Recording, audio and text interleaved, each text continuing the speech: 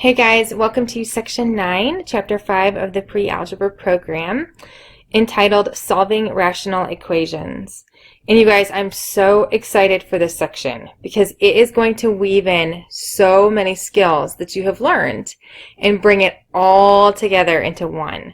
So perhaps you will be less excited when you see what we're going to do here, but it's awesome from a teaching standpoint because it just takes all of these isolated skills and brings them into like a solitary unit. So it's super fun to watch.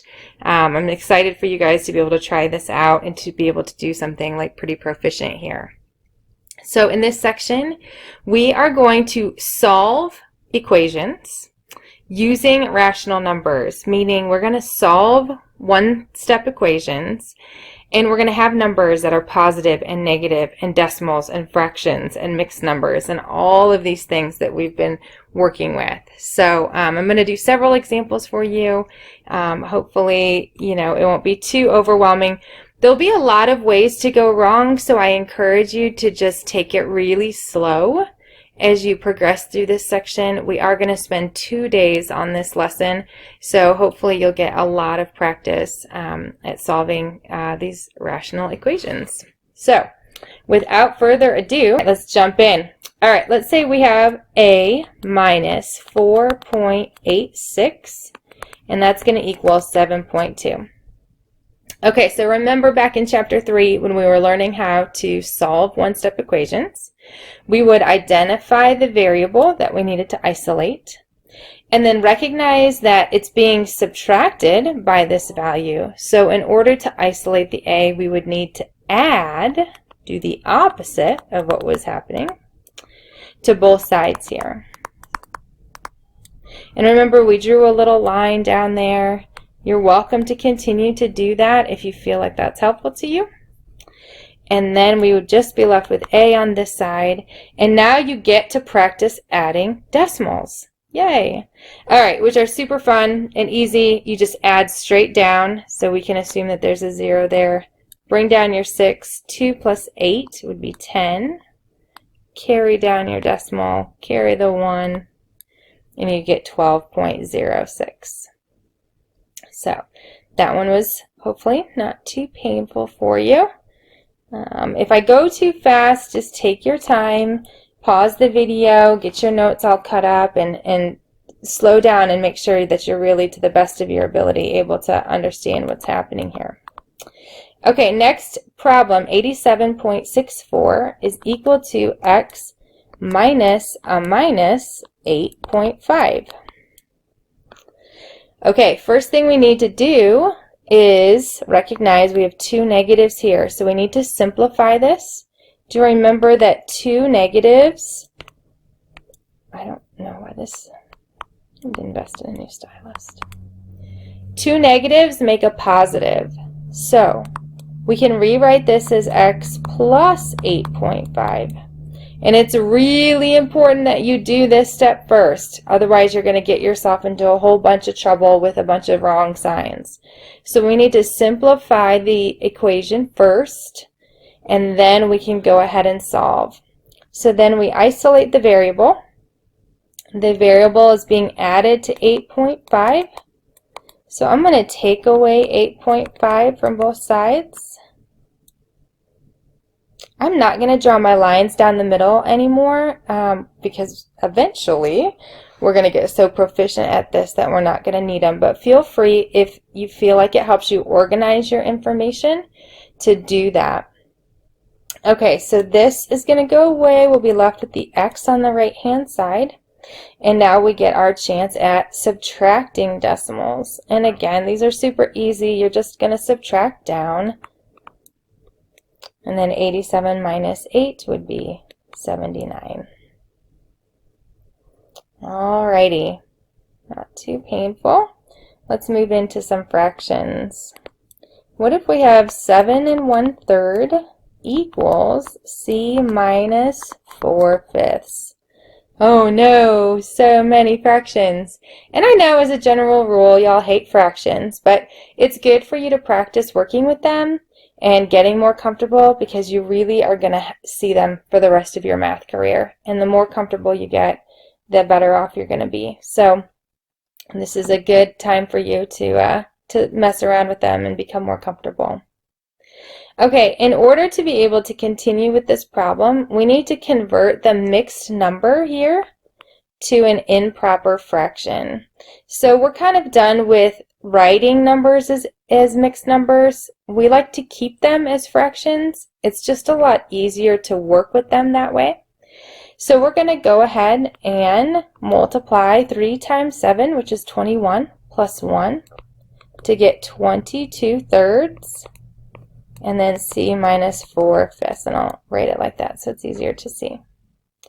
All right, now we're ready to solve, so we isolate the variable here, c, and we're subtracting 4/5, so in order to undo this subtraction, we need to add 4/5 to both sides.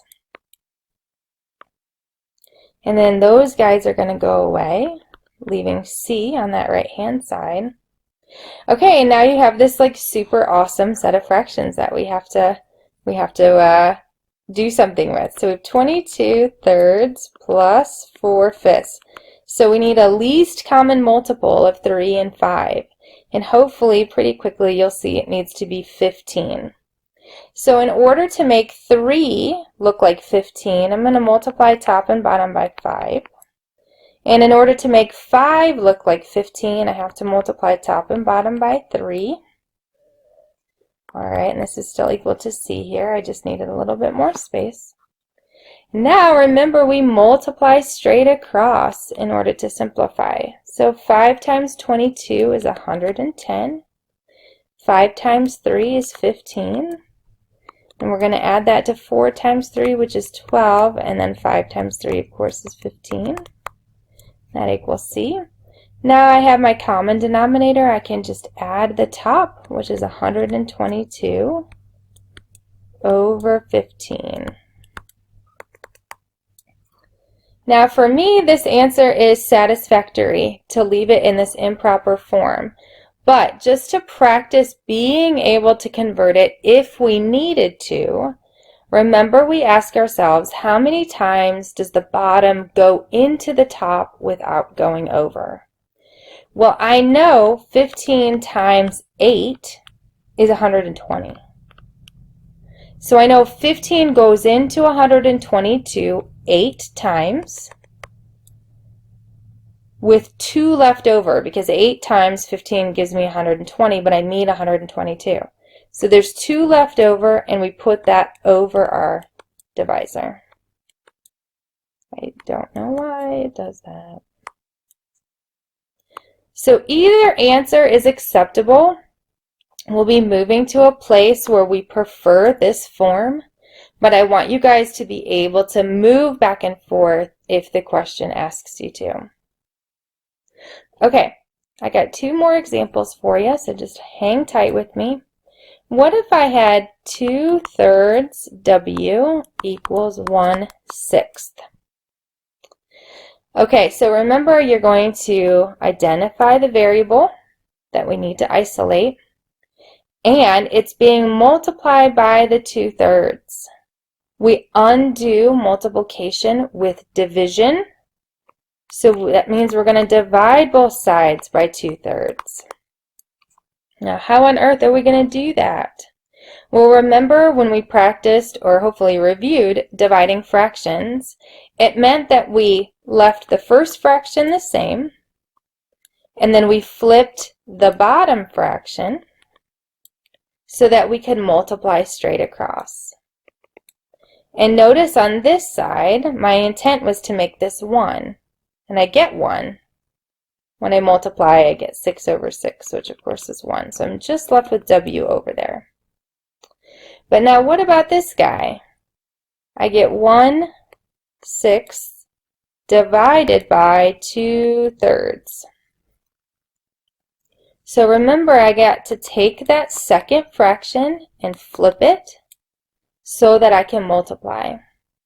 And remember that trick that we worked on in this section about cross products?